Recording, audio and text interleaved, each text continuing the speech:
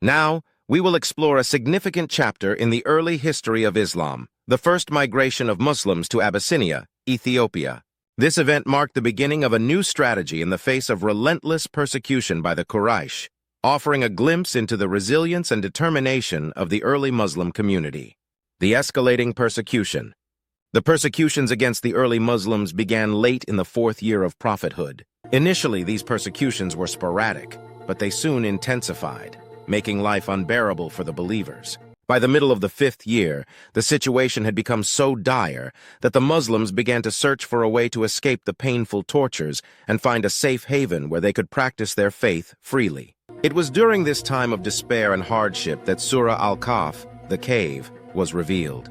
This chapter provided the believers with comfort and guidance through stories that were rich in parables. One of these stories, that of the companions of the cave, subtly suggested that the believers might need to seek refuge away from the hotbed of disbelief and aggression. The verse from Surah Al-Kahf reads, "And when you withdraw from them and that which they worship, except Allah, then seek refuge in the cave, your Lord will open a way for you from His mercy and will make easy for you your affair." Al-Kahf 18:16.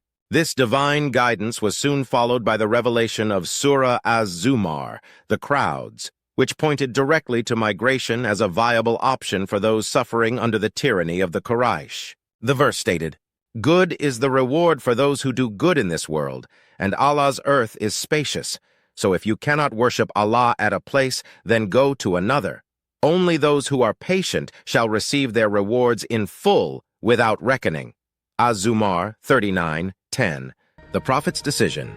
The Prophet Muhammad, peace be upon him, knew that the time had come for some of his followers to seek asylum elsewhere. He was aware that Ashama, the Negus of Abyssinia, Ethiopia, was a just and fair ruler who would not wrong anyone under his protection. With this knowledge, he gave his followers permission to migrate to Abyssinia, Ethiopia. The first group of emigrants. In Rajab of the 5th year of prophethood, a small group of 12 men and 4 women quietly left Makkah under the cover of night. Among them were notable figures such as Uthman bin Affan and his wife Ruqayya, the daughter of the Prophet, peace be upon him. Speaking of these two, the Prophet, peace be upon him, said, "They are the first people to migrate in the cause of Allah after Abraham and Lot." The emigrants made their way to the coast, where they found 2 boats that were bound for Abyssinia. Despite the Quraysh's efforts to stop them, the Muslims managed to set sail and reach the shores of Abyssinia, where they were warmly welcomed and given refuge. The recitation of Surah An-Najm.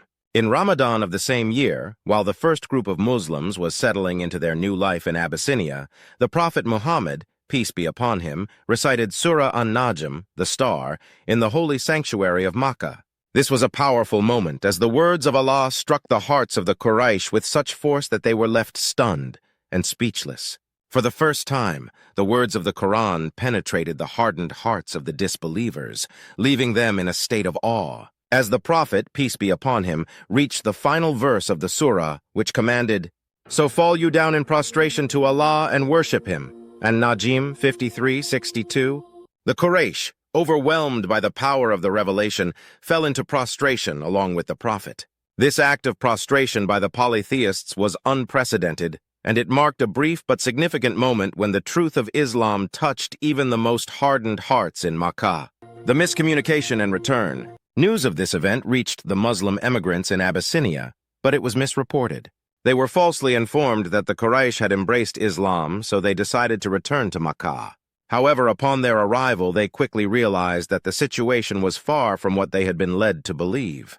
The Quraysh had not accepted Islam. Instead, their hostility had only intensified. Some of the returnees immediately went back to Abyssinia, while others managed to sneak into Makkah, seeking protection under the patronage of local notables.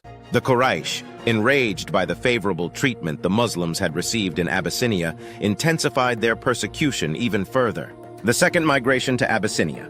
Given the escalating persecution, the Prophet, peace be upon him, once again permitted his followers to seek refuge in Abyssinia. This time, the migration was much larger, with 83 men and 19 women making the journey. Despite the Quraysh's attempts to stop them, the Muslims managed to escape and find safety in Abyssinia, where they were again welcomed by the just and compassionate Negus.